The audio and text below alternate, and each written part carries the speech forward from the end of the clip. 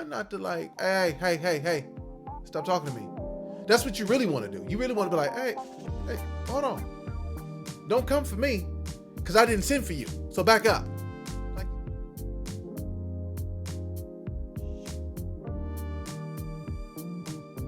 what's up? How you doing? Welcome back to A Moment of Clarity with yours truly, Aaron Thomason. You know how it goes. I'm going to ask you the question. Did you give this to 3 people? Did you bring somebody with you? Did you put the big fella to work? All right. Now, you know, if you're here, we know this is a place in which overthinkers and perfectionists get clarity and confidence by taking the next step, ultimately ending the cycle of self-doubt and frustration. All right. So let's jump into it, right? And I want to talk through real quick, if we get into the topic, I want to talk through that relative. Yeah, that relative. Now, some of you all might be thinking through what relative I'm talking about. It's that relative that always wants to tell you what they think about everything, especially your life. And you grown. They've been the same way since you was a kid. They the same way now. They want to keep telling you about your life and what you supposed to do. And you trying to be respectful because in most cases, they're a little bit older than you. You trying not to like, hey, stop talking to me. That's what you really want to do. You really want to be like, hey, hold on. Don't come for me because I didn't send for you. So back up. Like you want to do all that stuff, but you have be respectful and, you know, here's what it is and all that. And to be honest, part of the problem with the younger generation for some of us, we actually mad because they tell the older folks, hey, man, get up out my business. I don't know you dog like that. Hey, I don't have to listen to you. Like, because they do it, we actually mad that we didn't do it. But again, I want you to think about that relative. All of us got that relative. If it ain't a relative, it's a person on your job.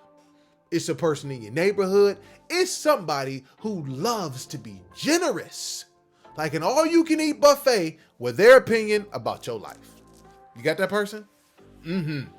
Yeah, I want to talk about being able to turn the volume down on that person. I want to talk about not listening to that person, right? And maybe that it's not even a person for you.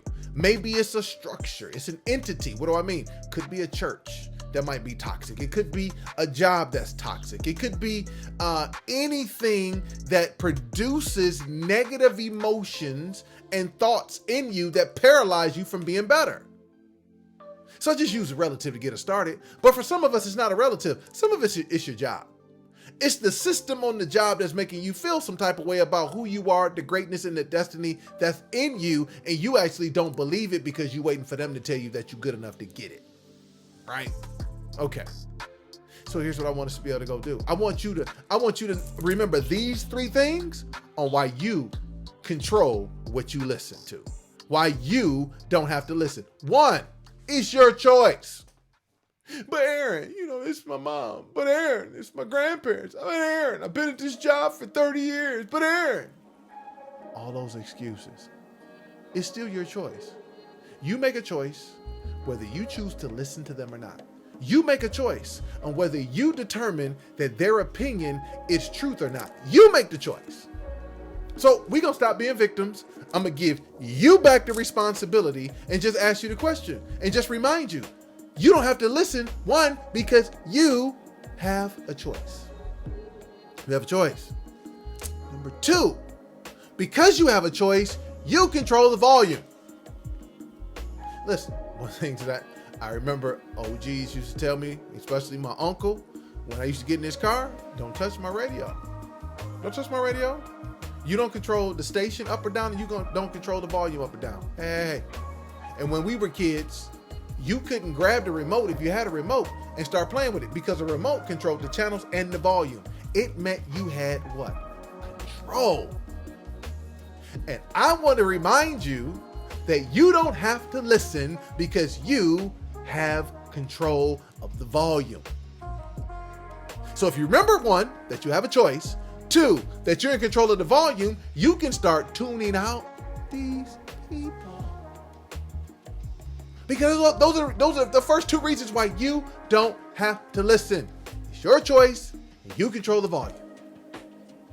Here's my third reason why you don't have to listen is because their opinion is not true. It's just not. I don't care if they have all the results in the world. I don't care if they have everything that you want. The way they got it might not be the way that you get it. The path that they went down might not be your path. Their opinion doesn't make it the truth. And see, we've gotten caught up even more now with social media because everybody, all they need is a phone and a login and they can tell you exactly what they think. That don't make it the truth. And that don't mean that you're supposed to listen to it. So we got to be able to take control back of what we hear, because what we're listening to is driving what we believe, and what we believe is driving what we do, and what we do is ultimately connected to our results. And you're telling me right now, Mr. and Mrs. Overthinker, second guessing person, that you're bothered on the inside that this stuff is happening? I'm telling you, you have control and you don't have to listen. Why? It's your choice. 2, you control the volume. And 3, their opinion ain't the doggone truth.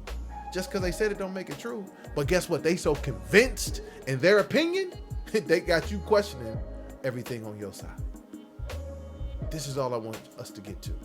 Because the moment that we realize that we control what we hear, and based on what we hear is going to drive our subconscious and our behaviors, we'll start to take control of our results. But for some of you all, it's going to be difficult because I'm getting ready to give you the next step.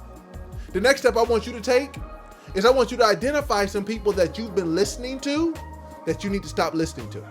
I don't care how close it is. It could be your wife, could be your husband, could be your pastor, could be your boss, could be your best friend, could be your brother, your sister. I don't know who it is, but there's somebody that their opinion of what they think about your life could be your job. I don't know what it is. It is paralyzing you from getting to your greatness. And I just say today it stops. Just today it stops. Because you have control. It is your choice.